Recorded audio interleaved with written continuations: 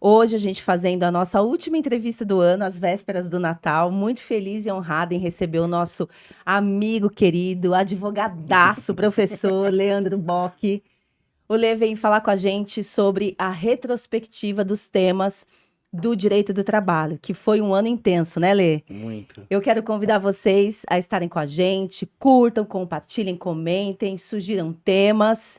Estou muito feliz, viu, Lê, por você estar aqui com a gente nessa última entrevista do ano, fechando o ano em grande Eu estilo. que agradeço, uma Muito honra. honrada. Faz tempo que a gente está pedindo seu nome, faz tempo que a gente está tentando agenda com você, e que bom que deu certo agora, nessa última entrevista do ano. Quero cumprimentar também meu amigo que divide a mesa comigo, Willy Fernandes. Muito bom estar aqui contigo. Tiago Salvador, ali no bastidor. Andréia, produção. E quero convidar a galera para interagir, comentar, mandar pergunta que a gente responde tudinho. Lê, seja muito bem-vindo. Obrigado. Amigo, está E com a aí? palavra. Leandro, foi um prazer recebê-lo aqui no nosso estúdio, nossa casa, seja bem-vindo. A casa é sua, o microfone é seu, fica à vontade, aqui é um bate-papo. Ele se faz difícil, né? Porque a gente convida, não vinha, aí nunca posso, nunca dá, mas a gente conseguiu. O Leandro é uma autoridade no assunto, eu digo, direito do trabalho, uma máquina de escrever artigo, gente. Um dos maiores expoentes. Uma máquina de Bastante escrever conteúdo. artigo. Nada como ter amigo, né? Conteudista do direito do trabalho. Não, tô falando sério. Acessem o site do Conjuro e vocês vão ver o quanto de conteúdo riquíssimo que ele tem. O repertório jurídico. Gigante. Sem dúvida, é um dos escritores mais bacana, assíduos lá. Eu né? acho que foi legal trazer o Leandro aqui no último episódio, né, do nosso podcast do ano, para a gente fazer um apanhado mesmo, né? Porque o tema de hoje vai ser a retrospectiva das decisões trabalhistas em 2023. E nada melhor do que uma pessoa que está sempre acompanhando dia a dia essa parece uma minissérie, né, de trabalho. É Né? verdade. Porque dá uns reviravolta, Valci Carrasco ficaria louco, né? Tá bem movimentado, Porque- né? Eu ia dar uma Tá coisa, parecendo você vai, direito meu de Deus. família, né, Lê? Agora vai, agora não foi, agora vem, agora não vai. Então, né? Bom, mas enfim, Leandro, eu vou te apresentar para a galera aí de casa. Eu espero que eles gostem, eles vão gostar do Leandro. Bom, a gente conhece o Leandro da onde, né, Cláudia? Coimbra, tive a Coimbra. honra de estar com ele. Estudamos juntos em Coimbra, foram dias intensos, marcantes e a amizade que prevalece até hoje. E a gente vem acompanhando o trabalho do Leandro, né? Bom, o Leandro, ele é graduado em Direito pela Universidade de Brás Cubas, é especialista em Direito Material e Processual do Trabalho pela EPD, é especialista em Direito Contratual pela PUC São Paulo, é especialista em Direitos Humanos e Governança Econômica pela Universidade de Castilha de La Mancha, na Espanha, especialista em Direitos Humanos pelo Centro de Direitos Humanos da Faculdade de Direito de Coimbra, em Portugal, pós-graduando em Direito do Trabalho pela Faculdade de Direito da Universidade de São Paulo, é advogado, membro da Comissão Especial de Advocacia Trabalhista da OAB, membro da Comissão Permanente de Direitos Humanos da OAB São Paulo, coautor do livro Coronavírus e Impactos Trabalhistas, coautor do livro Direito do Trabalho e Previdenciário Comparado Brasil e Portugal, coautor do livro do CLT Comentada Artigo por Artigo, professor pesquisador do Núcleo de Pesquisa e Extensão, o Trabalho Além do Direito do Trabalho, Departamento de Direito do Trabalho e de Seguridade Social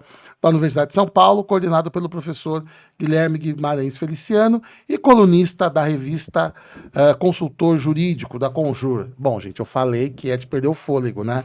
O currículo do nosso amigo aqui. Bom, vamos começar então, Leandro. Como é que foi 2023 nos bastidores e também nas publicações aí dos julgados da Justiça do Trabalho?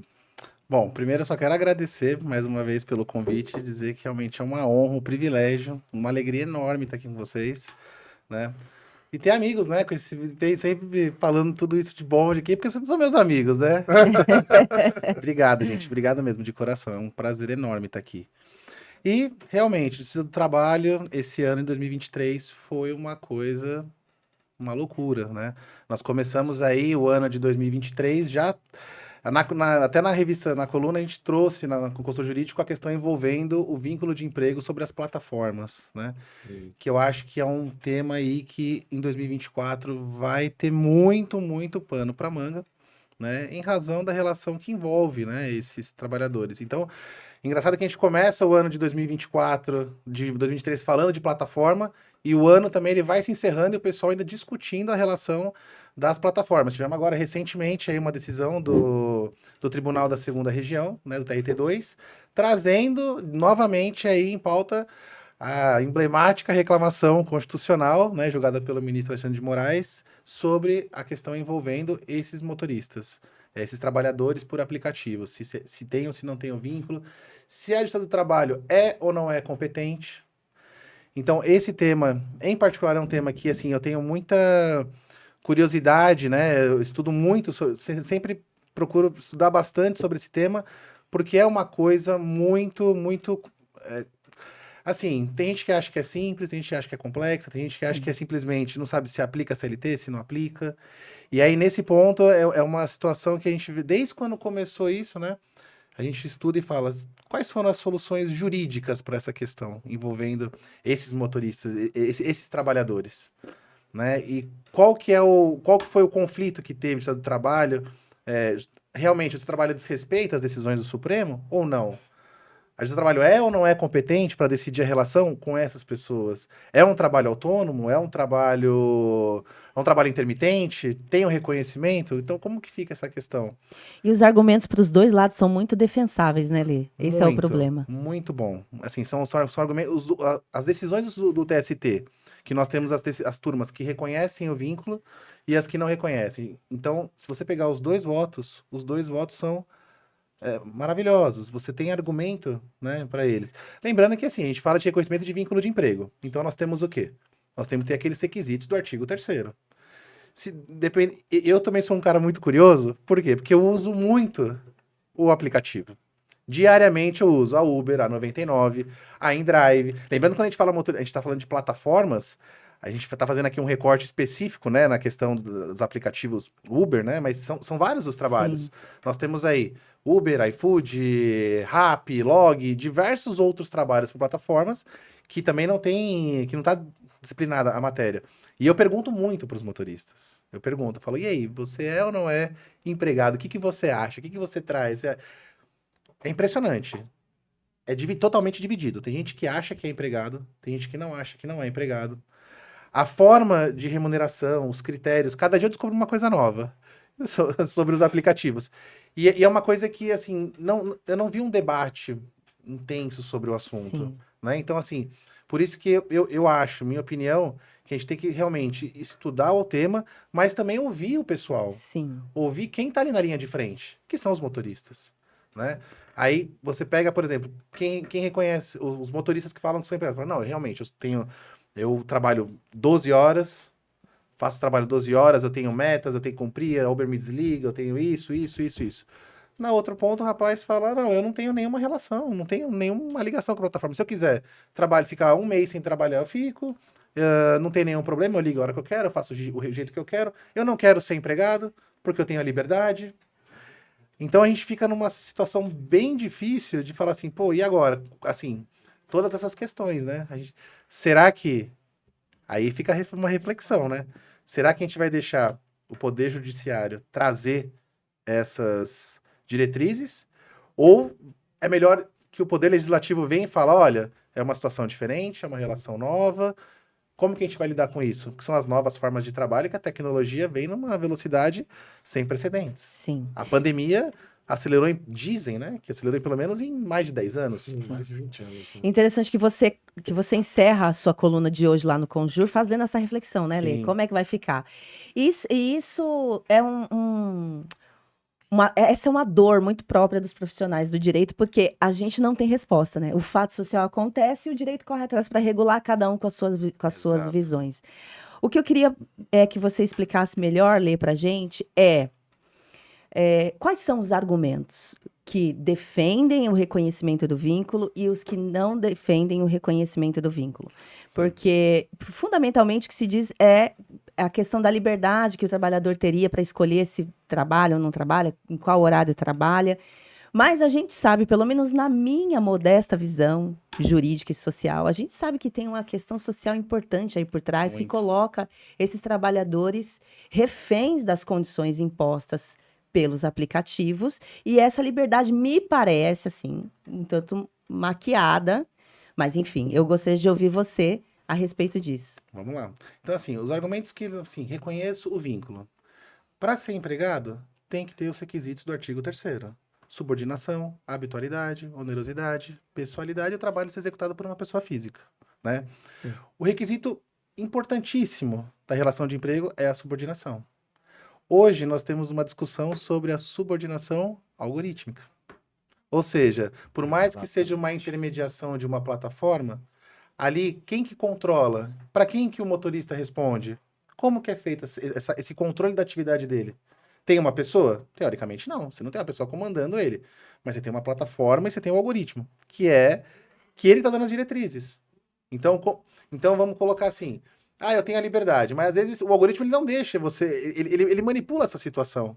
Né? Então, o motorista, se ele tá lá dirigindo, aí de repente aparece, pum, trabalho, você tem que rodar num raio de tal lugar, então ele sempre tá ali, tendo uma plataforma que tá controlando tudo que ele faz. Além de tudo, ele é avaliado também, né? Além de tudo, ele é avaliado. Então, assim, se o motorista do aplicativo, se eu, como passageiro, chego lá e falo, não, esse motorista não serve, eles vão lá, excluir o cara e não dá nem, não fala nada, não dá o motivo. Essa é uma das preocupações. Não tem critérios claros de avaliação, de exclusão, de suspensão. Então, ele vai sofrer a punição. Ou seja, se ele vai sofrer uma punição, se ele vai sofrer uma retaliação, então ele não tem a liberdade. Se ele não tem a liberdade, está sendo controlado. Então, de alguma forma, existe esse controle. Porque se ele... Tudo bem, ele tem que seguir algumas diretrizes básicas da plataforma. Mas se ele vai sofrer uma penalidade, ele realmente está sendo controlado, tem uma supervisão sobre a atividade dele. Sim. Né? Aí outros vão falar, mas a questão do pagamento, né? E aí é um outro ponto também interessante quando a gente muda de plataforma. Então e aí, não, até descaracterizando, você pega a InDrive, um outro sistema idêntico, só que na InDrive você negocia o preço com o motorista. Ou seja, eu quebro um requisito da relação de emprego ali na InDrive. E aí, quebrei o requisito, já posso desconsiderar? Não é empregado? Então, assim, os argumentos que defendem e os que não defendem falam justamente isso. A liberdade, a autonomia que o motorista tem, que ele faz da forma que ele quer, do jeito que ele quer, ele pode fazer a atividade da forma como ele acha melhor, respeitando, claro, o que tem dentro as diretrizes da plataforma. Então, quando os que não defendem, eles falam dessa autonomia que o motorista tem, que não há nenhuma pressão do que ele está fazendo. Já os que defendem, falam que tem o vínculo, é a subordinação, que ela vem hoje considerada como subordinação algorítmica.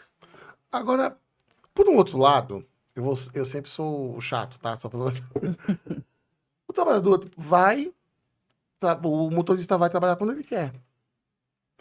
Quando a gente fala de um vínculo de emprego, existe um certo contrato de trabalho em que, pelo menos, existem regras do qual você tem que, no mínimo, cumprir. Ou seja, eu preciso ir trabalhar. Por mais que seja um contrato intermitente, eu tenho uma certa forma de cerceamento, ou seja, não é cerceamento de liberdade, mas eu preciso comparecer ao trabalho, mesmo que seja de vez em quando, mas eu preciso ir.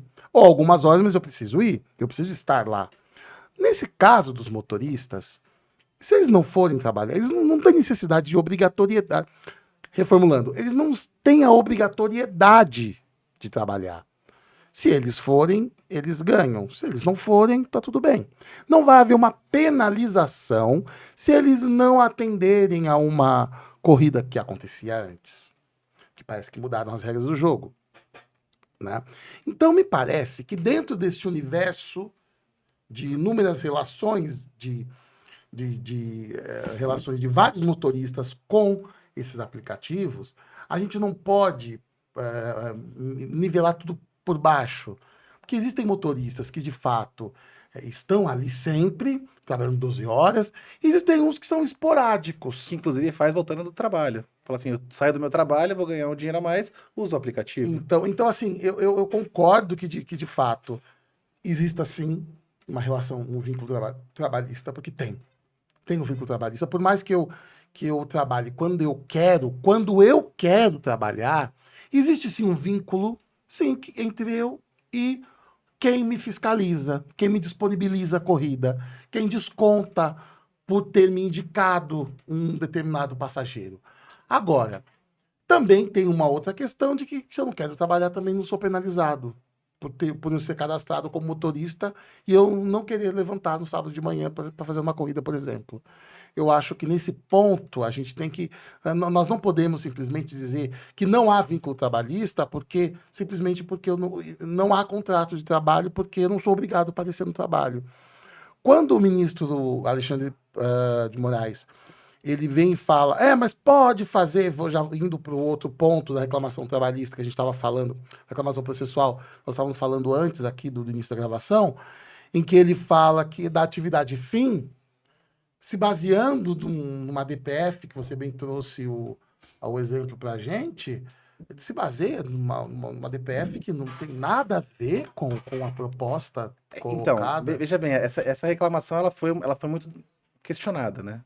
Pela fundamentação que ela teve uma fundamentação baseada na DC 48, que fala do transporte autônomo de cargas, ou seja, aquele cara que é o motorista, que tem o registro no NTT, que tem o caminhão, que tem toda a responsabilidade, que faz o serviço, né, que ele não é o motorista da empresa, mas ele assume toda a responsabilidade e tem uma legislação específica sobre essa relação. Né?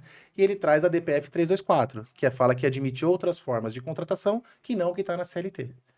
Então, a fundamentação, quando ele traz, ele fala, olha, por semelhança, eu entendo que a relação entre o motorista de aplicativo e a plataforma não é de competência da Justiça do Trabalho.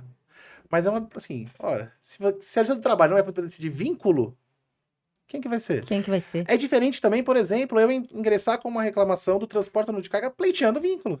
Eu falo, olha, esse contrato, esse contrato de transporte autônomo tá mascarando uma relação de emprego. Porque, na verdade, eu sou empregado. Eu vou brigar onde? Na Justiça Comum ou do Trabalho? Quem que é competente para isso? Entendo que é a Justiça do Trabalho. Ela que vai discutir o vínculo. Então, por mais que ele vai discutir lá, a não ser que eu fale assim, ó, a legislação não foi obedecida, meu contrato com essa empresa não foi cumprido. Ok, natureza civil, justiça comum, porque aí é uma relação, uma relação comercial. O contrato. Né? Agora, se eu vou pleitear o vínculo, não tem outro lugar para discutir isso, não sei no trabalho. Penso eu, né? Olê, porque esse tema é interessante. Interessantíssimo. E fala para mim uma coisa. Eu imagino que talvez, de fato, você fala muito sobre essa questão da tecnologia, como está impactando nas relações de trabalho. E de fato né? Isso tem acontecido e a tendência é que se acentue cada vez mais. Eu também imagino que talvez a CLT não seja o melhor caminho para encaixar essas relações de trabalho, porque me parece um tanto defasada para a realidade que a gente tem hoje. Mas como é que se regula, então, né? O ideal seria customizar, digamos, essas relações hoje em dia, entregar uma regulação que seja customizada, porque senão o que a gente vê é uma tendência total de desamparo ao trabalhador, né? Que, como eu disse, na minha visão, fica cada vez mais refém dessas regras impostas. E o que você acha, então, que vem do STF em 2024? Qual que você acha que é a tendência? É a pergunta de $1 milhão. A gente adora constranger as pessoas aqui, Lê. Cuidado, está sendo gravado, Leandro. Olha, o que vem do STF realmente é difícil, né? É uma coisa... Inclusive, a Justiça do Trabalho, diversos assuntos foram pautas do Supremo. A Justiça do Trabalho sempre estava em evidência, né? Durante o ano... Eles tretaram feio, né? Muito, diversos assuntos. Então, vínculo de plataforma, pejotização, tarifação de danos extrapatrimoniais, lei do motorista, contribuição, novas receitas sindicais. Então, muita coisa foi pauta no Supremo. Agora, é uma pergunta difícil e eu, né, logo no início, quando eu comecei a estudar esse tema, né, até assistindo uma palestra lá na ASP, foi interessante que a desembargadora que estava aparecendo, ela falava assim, quais foram as soluções jurídicas criadas para essa relação? Aí você falou assim, a CLT ela não tem, efetivamente, aí ela não regula. E tem gente que vai falar que ela regula perfeitamente, porque se você tem todos os requisitos, considerando a subordinação, vai falar que tem os requisitos que ela pode ser aplicada, né? Tem gente que vai falar que tem que ser autônomo. E você tem na CLT, olha que engraçado, você tem um autônomo exclusivo, né? Falando de reforma trabalhista, contrato intermitente que poderia ser aplicado, mas enfim, eu entendo que deveria realmente ser feita essa regulamentação dessas novas formas de trabalho. O problema disso é que a gente não sabe como isso vai ser regulamentado. Então, de repente, vem uma regulamentação, igual a Lei 13.467, que fez a chamada reforma trabalhista, que foi feita do dia para a noite, que no final do ano tinha uma proposta para regulamentar 9 artigos. Quando chegou em março, tinha mais de 100 dispositivos que foram alterados a toque de caixa. Então, assim, e muitas das brigas, muitas das discussões do Supremo, também questão de inconstitucionalidade, se aplica, se não aplica, trazendo toda essa pauta. Então, assim, eu entendo que deveria ser feita uma regulamentação nesse sentido, mas desde que todos fossem ouvidos. Todos que eu digo Sim. a academia, os motoristas principalmente, Sim. advogado, todo mundo. O que a gente está, o pano de fundo aqui, eu concordo, é um certo ativismo, certo? Não há um ativismo judicial, é um assunto delicado, a gente vai ter que tocar nisso. E é necessário ter ativismo judicial dentro de uma carta constitucional programática, cheia de direitos sociais, direitos humanos, dignidade da pessoa humana, um princípio tão difícil de ser conceituado, um conceito aberto. E também diante de toda a burocracia do processo legislativo. Né? Exatamente. E aí você vai esperar um processo legislativo ser criado para você proteger um direito social de um trabalhador. A ministra Carmen Lúcia foi muito... eu amo os votos da ministra Carmen Lúcia. Rosa Weber, então, ela sempre foi fantástica, né? Duas mulheres, assim, que eu, assim... os votos delas é um livro, assim, né? Você olha, você lê, você fala, meu Deus do céu, que lucidez, né? São inteligentíssimas. E a ministra Carmen Lúcia, num voto que ela deu, eu até estava tentando lembrar, procurando aqui o acórdão que falou exatamente sobre essa questão do vínculo com os aplicativos dos motoristas, ela diz, olha, por mais que não se reconheça, ela diz assim, não podemos fechar os olhos porque são pessoas que estão desprotegidas. Totalmente. Exatamente. Como elas vão Uma ficar daqui, questão- ela faz assim, daqui 20 anos, como vai ficar a questão previdenciária? Previdenciária, fundiária, ou seja, é óbvio que há. Então, eu acho que esse ativismo judicial, ele não pode ser apenas numa questão de restringir direitos. Ele tem que haver esse ativismo no sentido de proteger o trabalhador. E quando ele não está invadindo outro poder, ele está fazendo, ele está permitindo o acesso à justiça, no sentido de que, olha, não há lei, mas está previsto esse direito seu. E eu vou fazer, sim, a análise do seu direito de acordo com essa norma programática de direitos humanos, direitos fundamentais, que está na Constituição. Agora, eu não posso simplesmente me basear, ao meu ver, tá, da vênia, com o voto do ministro Alexandre, e dizer que, olha, de acordo com a DPF, eu posso fazer uma atividade fim e eu posso terceirizar tudo, mas simplesmente por uma DPF que não estava falando sobre isso. Ou seja, esse ativismo, ele está restringindo direitos humanos, como na verdade nós falamos de ativismo judicial num sentido amplo, no sentido de garantir direitos humanos. Exatamente. Essa que é a importância do ativismo judicial. E o ativismo judicial, no mau sentido, é invadir a esfera de outros poderes, desrespeitando a legalidade. Porque a gente sabe que numa democracia, nós sabemos que os poderes, eles vão, freios e contrapesos, eles vão falar um com o outro de acordo com previsões legais. Isso não é errado fazer.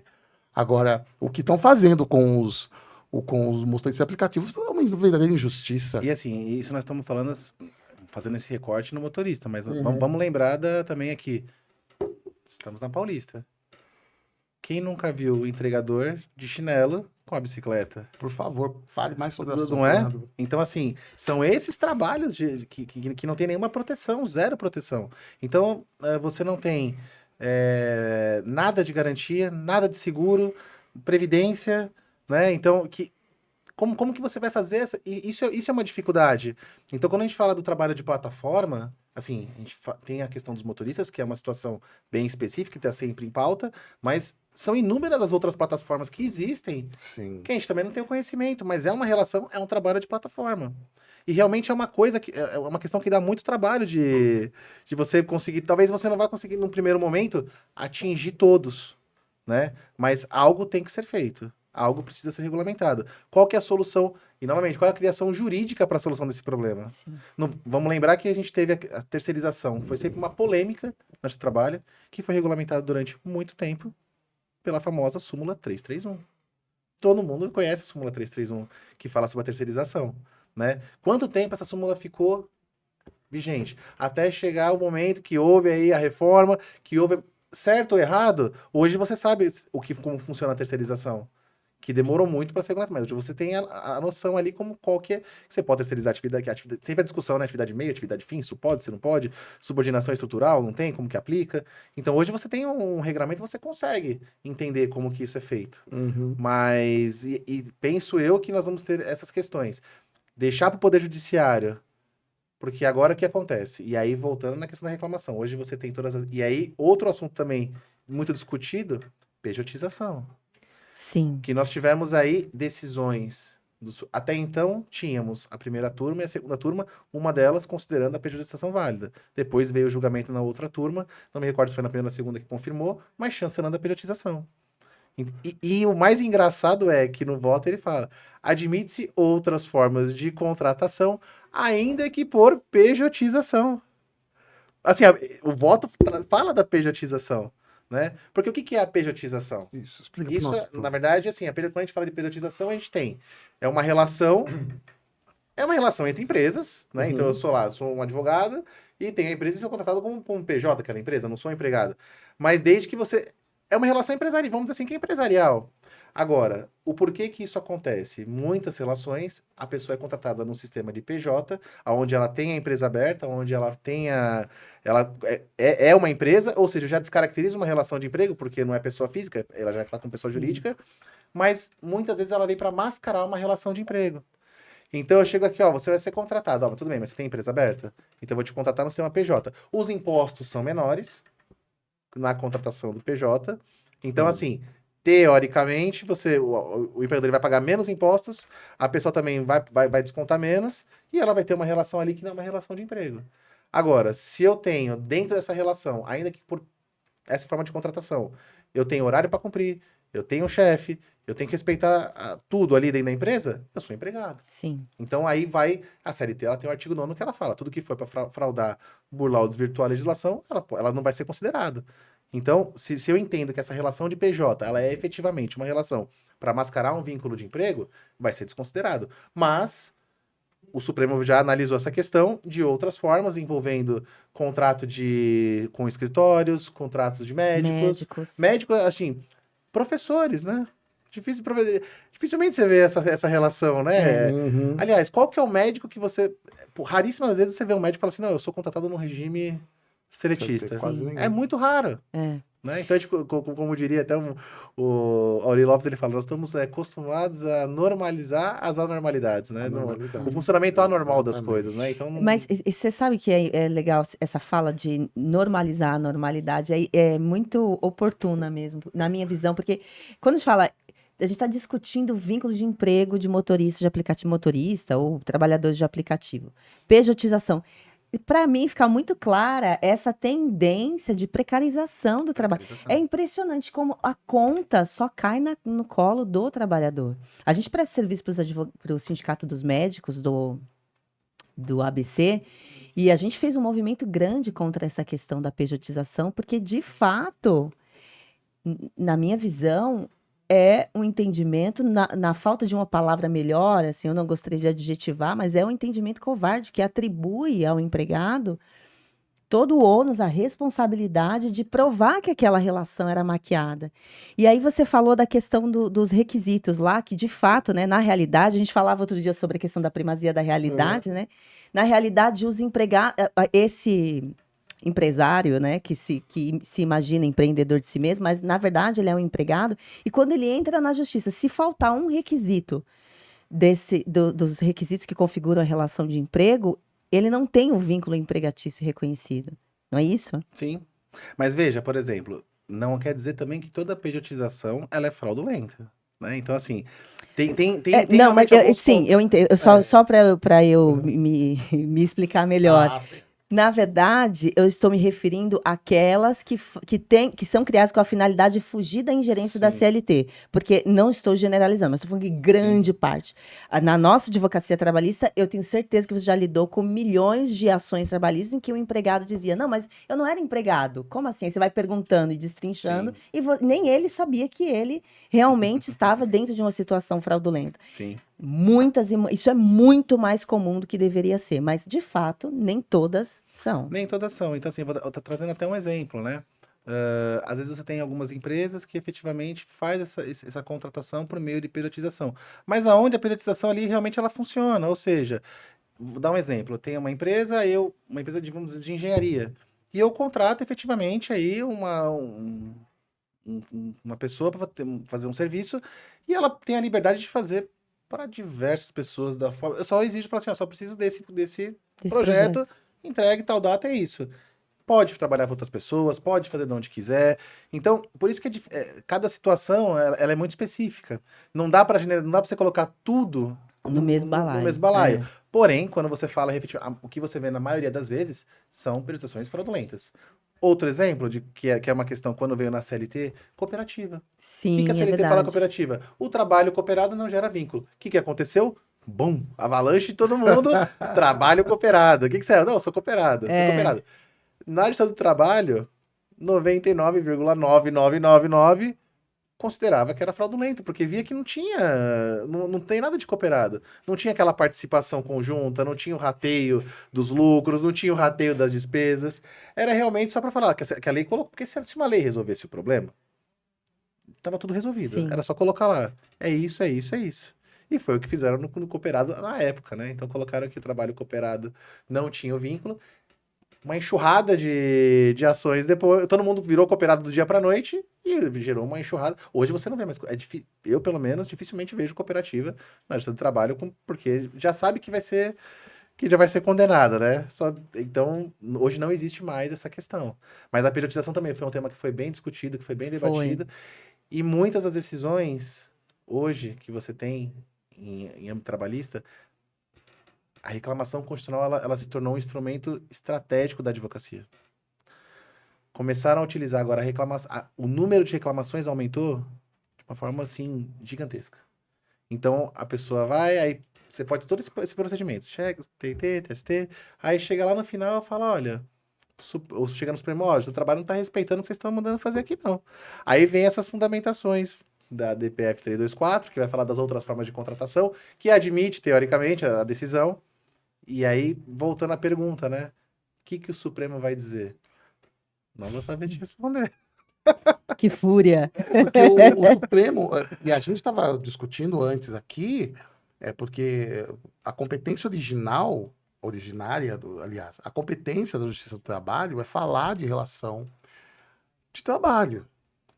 O Supremo Tribunal Federal, obviamente, vai ficar numa situação de que ele vai dizer que está errado o que o TST está falando, ou ele vai dizer que não, vocês não têm que falar sobre isso, nós é que estamos corretos, porque uma coisa é falar sobre matéria de questão constitucional, matéria de ordem constitucional. Agora, dizer que não é relação empregatícia... E dentro do TST, os próprios ministros, eles divergem sobre as decisões do Supremo. Tem ministro que entende que realmente o Supremo caminha numa forma correta, que está observando as inovações tecnológicas, as novas formas de trabalho, e tem ministros que entendem que falam, não, eles estão totalmente contrários à Constituição. Tá? É um retrocesso. Então, dentro das próprias cortes, já existe as divergências, né, das decisões proferidas pelo Supremo. Eu vejo as decisões do Supremo é um pêndulo. Não dá pra gente entender que existe uma... que é linear, né? É um pêndulo, às vezes sim, às vezes não, e a gente vai vendo, às vezes político, às vezes não.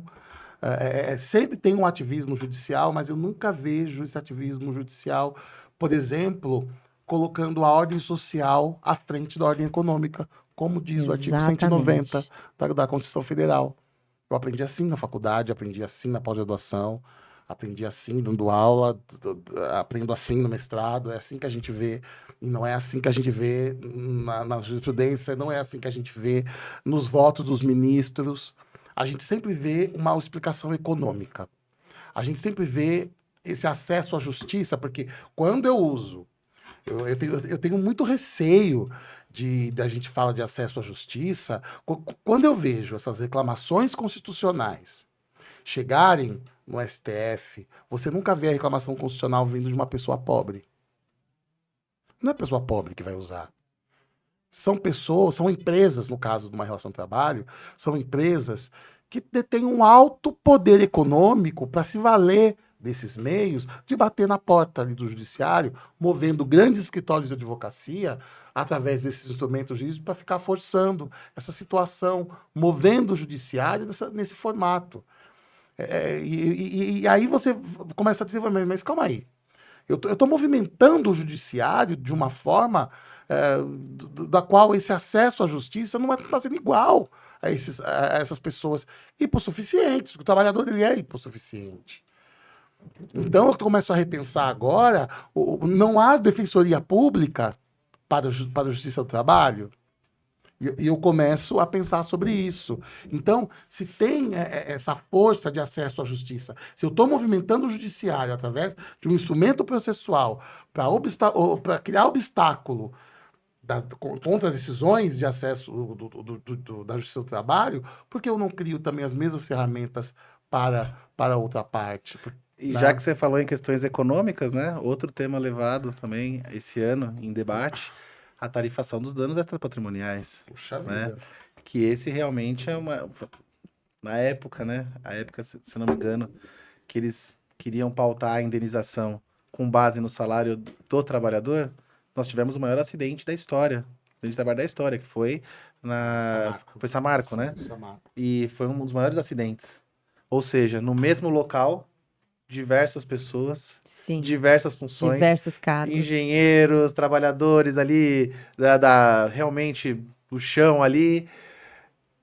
Como que você vai pautar a indenização? O diretor vai ganhar mais que o pessoal que estava na cozinha, né? Então, e aí veio essa questão de pautar a questão dos valores, do salário defendido, e veio o Supremo e disse, olha, realmente, esses valores que estão lá, eles vão seguir uns efeitos apenas, vão ser balizas para você poder direcionar a questão do dano extrapatrimonial. Então, não precisa se pautar efetivamente no salário do ofendido. Mas é um norte ali, natureza leve, média, grave, gravíssima, para você ter um norte. Esse também foi um tema muito polêmico, que demorou, chegou ao você vê, 2017 a reforma, né? Chegou e veio agora, em 2023, para discussão junto ao Supremo. Essa questão.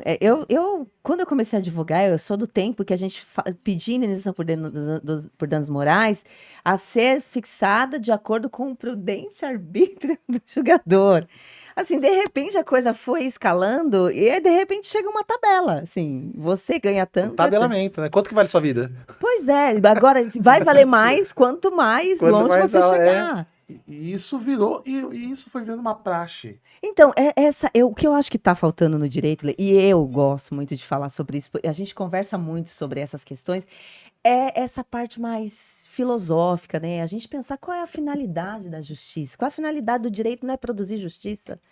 Então, assim, eu fico assustada, quando eu vejo esse negócio que em nome da ordem econômica, em nome da liberdade econômica, a gente marginaliza pessoas. E quem são essas pessoas? As pessoas que são parte fraca na relação. Você quer ver uma coisa que também foi muito debatida?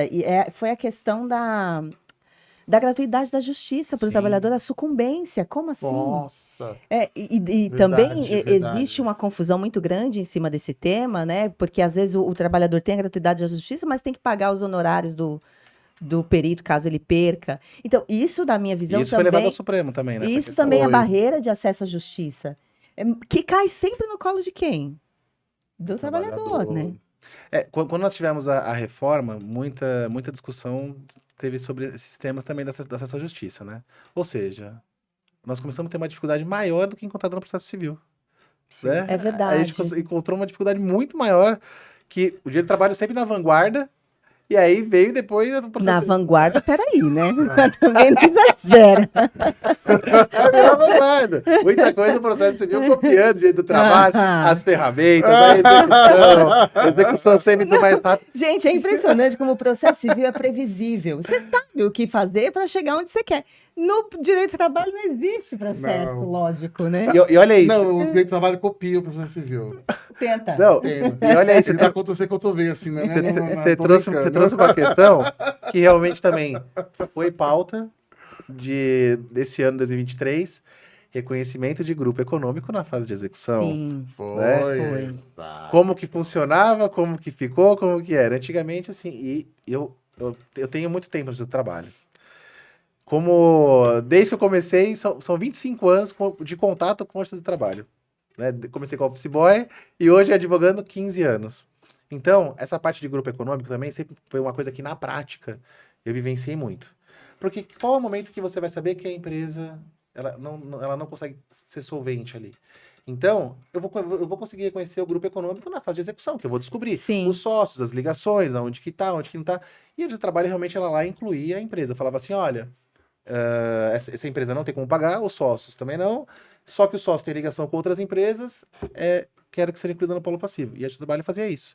Chamava, primeiro eu tomava e depois eu falava, agora vamos discutir de quem quer. Então eu incluía a empresa no polo passivo, fazia o bloqueio, retia o dinheiro e falava, não, tudo bem, agora vamos discutir, agora podemos ver, mas lá estava garantido. Hoje essa discussão também, isso foi um tema muito debatido, muito discutido, porque de fato, às vezes, são situações difíceis ali, né, para a empresa que é incluída. Mas, também, pelo outro lado, o trabalhador só vai conseguir saber, efetivamente, quem vai pagar, porque se fosse bonitinho, condenou, deu ordem de pagamento, Sim. pagou, não tem problema. Você vai descobrir só na execução, que é um dos maiores gargalos da ajuda do trabalho. A execução, você tem lá o índice de recebimento baixíssimo. Então, você tem 30% dos processos são recebidos em fase de execução. Então, é um problema.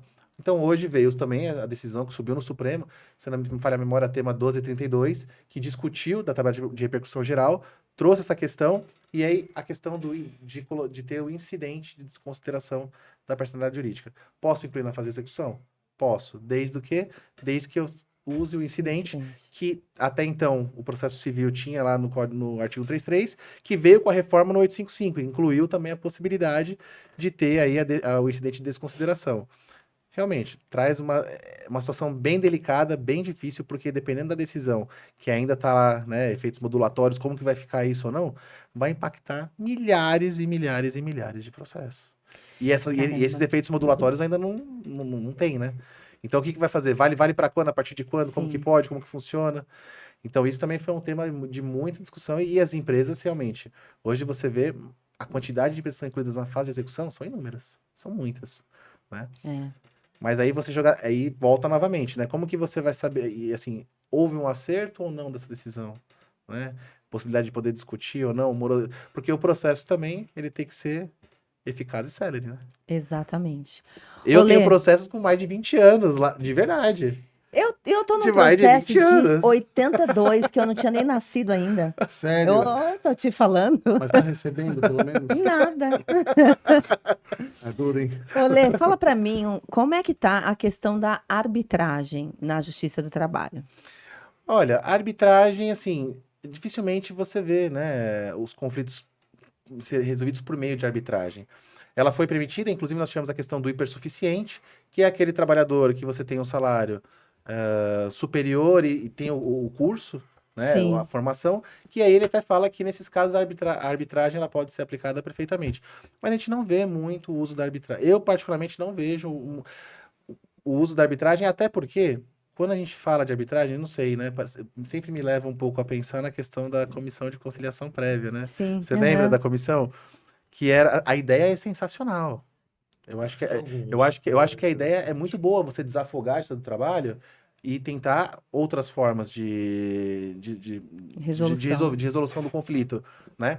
Mas eu lembro que na comissão de conciliação prévia, eu fui em diversas, né? Comissão de conciliação, que você chegava lá e tinha a bandeira do Brasil, a bandeira de São Paulo, aí você entrava na comissão, sentava, o pessoal achava que estava no Poder Judiciário. Sim. E ali você manipulava toda uma situação, né? Fazia ali acordos que realmente não eram coerentes. E aí, até a CLT, ela tem um dispositivo que ela falava, né? Que era o 625D, que falava, ó, precisa passar pela comissão de conciliação prévia. Sim. Depois veio o TRT da segunda região, tem uma súmula que ele falou, ó, não precisa passar mais. Então a arbitragem, eu acho que ela poderia ser muito mais bem recebida. Mas não tem muita adesão. Mas não tem muita adesão, eu não vejo. Olha, eu já fui advogado em algumas arbitragens, nunca tive problema. Você nunca teve anulada uma Nunca, sentença? nenhuma. Assim, foram várias. Eu fui advogado no sindicato um tempo, assim, foram inúmeras, tá? Aí, acho que alguns trabalhadores depois contestaram, mas a justiça chancelou, deu tudo certo. Foi tudo tão tranquilo, porque, na verdade, a empresa queria uma facilitação de pagamento. Ela não diminuiu nenhum valor. Não diminuiu nada. E liberou, fez tudo. O que a empresa quis fazer, na verdade, olha, eu não tenho para pagar tudo. Eu tenho para pagar em tantas vezes e libero o fundo, libero tudo. Fez exatamente isso que ela fez. Ela não diminuiu valores. Ela só parcelou e não fez um parcelamento longo. E não. às vezes falta esse equilíbrio. E foi isso que a empresa Sim, fez. é Às verdade. vezes falta esse equilíbrio, essa razoabilidade. Né? Você contando isso me lembrou uma vez que eu fui assessorar uma empresa e eles realmente, assim, quebraram. Foi a época que teve uma crise imobiliária gigantesca, eles eram uma empresa de construção civil, e eles quebraram. E nós fomos numa reunião no Ministério do Trabalho à época, né, com auditores e tudo, e o sindicato, e aquele gente enorme. E aí a gente falou, e todo mundo, não, porque tem que pagar, não sei o quê, tal, tal. E eu falei pro pessoal, falei, tipo, gente, a empresa, ela vai pagar. Só que ela quer esse parcelamento. Se vocês quiserem entrar com a ação, não tem problema. Vocês vão entrar, vocês vão ganhar a multa, porque a multa ela é devida.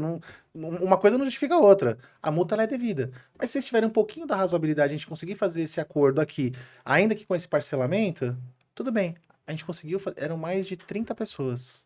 A gente conseguiu fazer um acordo, pagamento que assim, não seria o correto, né? Porque o pagamento de verba rescisória não pode ser parcelado, mas nós conseguimos, diante de diversas situações, porque houve ali um bom senso, né? Então, assim, às vezes falta um pouco disso, eu acho, essa questão de você ter, não que é certo, então, por exemplo, atrasou, tem direito à multa? Tem direito à multa, não tô falando que não tem, mas às vezes, em alguns pontos, tem que ter um pouco dessa razoabilidade. A arbitragem, ela pode ser um desses caminhos, que você consegue trazer uma relação ali um pouco mais tranquila, desde que você veja o que está sendo quitado, a forma como está sendo quitada. Exatamente. Desde que haja absoluta transparência. Nós tivemos, quando teve a reforma, a possibilidade do acordo extrajudicial na Justiça do Trabalho.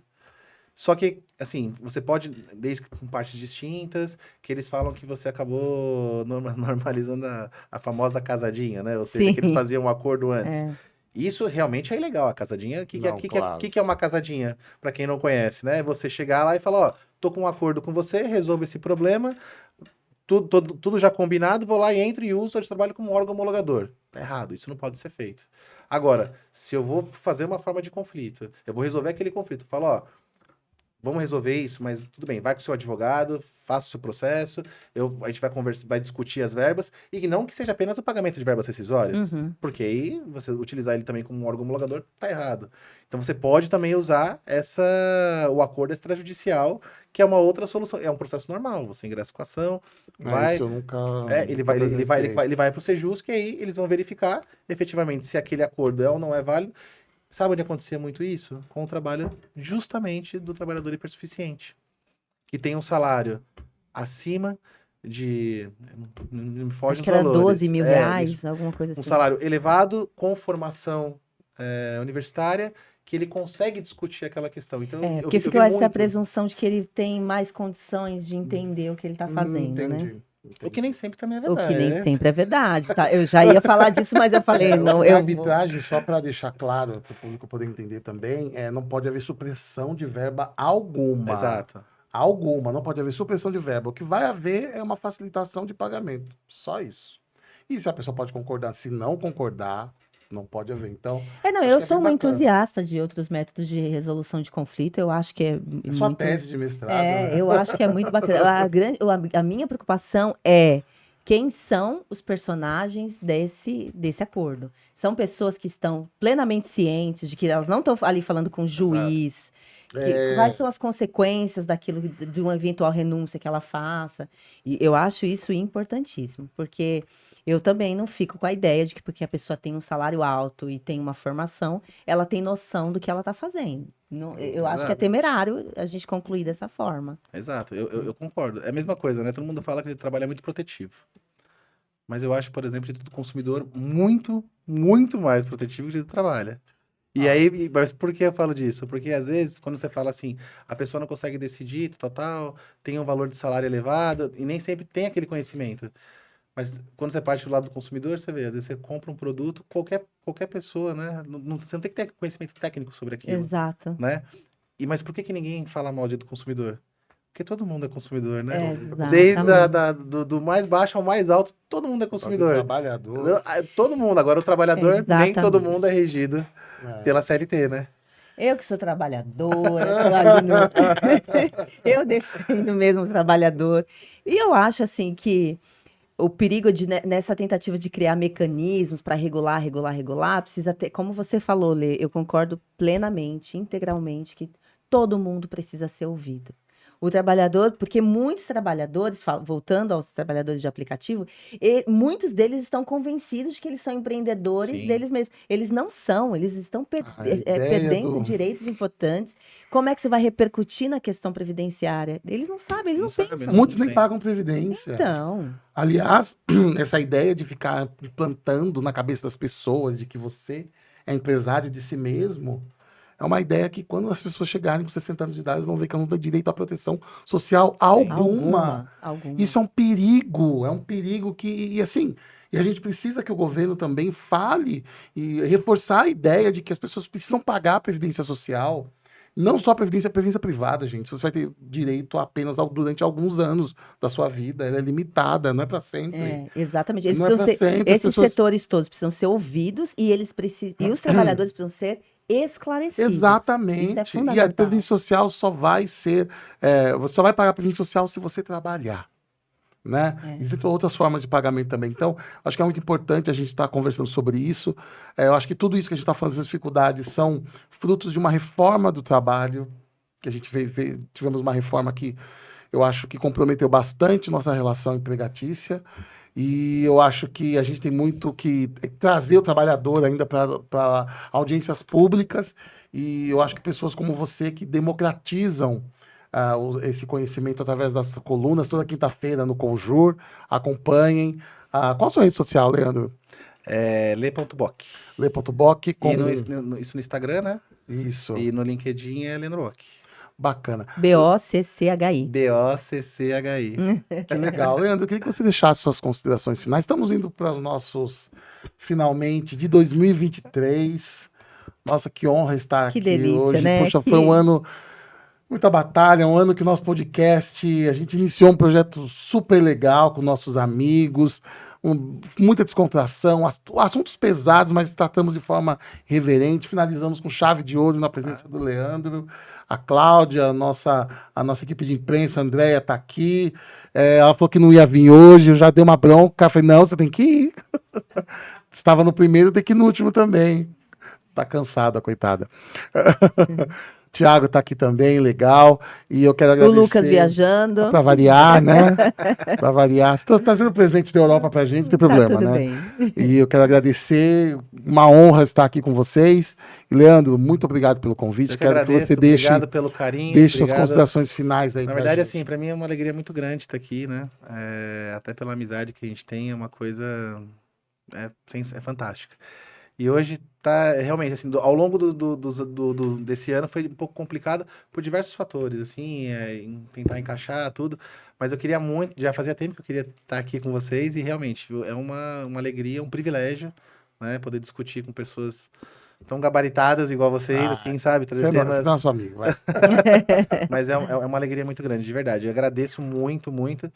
E eu acho que é isso, a gente tem que trazer realmente sistemas para todo mundo poder discutir, entender um pouco mais, porque a gente fica muito fechado, né? Hoje a gente está numa era que a pessoa lê 4 linhas numa rede social e ela acha que aquilo é a verdade absoluta e tá pronto e tá resolvido. E não, né? Então, assim, hoje, e ainda vou assim, sempre fala a pergunta, né?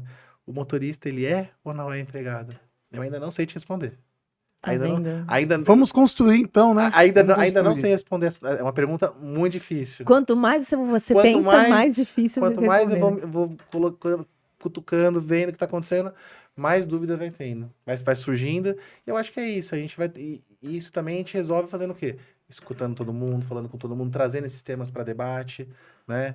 E Excelente. falta muito isso. Então, eu quero agradecer de coração mesmo. Obrigado, viu? Vocês são Lê, nós que incríveis. agradecemos. É um prazer enorme. Você sabe o carinho e a amizade que a gente tem, né? Além daqui. Estou muito feliz por você ter aceitado o nosso convite. Realmente esse assunto interessa a todo mundo, a toda a sociedade. Já fica aqui a intimação para você voltar com novos assuntos. O Thiago fala muito, o Leandro tem um repertório gigante, gente. Não dá para vocês falarem de uma coisa só com ele, né? Tem que falar de muita coisa. Se pegar todos os artigos que ele tem publicados, a gente faz uma série com o Leandro. Lê, muito obrigada. Tenha um excelente fim de ano, você e sua família. E já está convidado aqui para o nosso próximo ano também, né? Que a Com gente está com uma agenda, a gente já está com os nomes aí, né? Bacana. Vamos falar de assuntos diversos. Segunda temporada, né? Nossa, segunda temporada 2024. A gente já está com os nomes muito bacanas.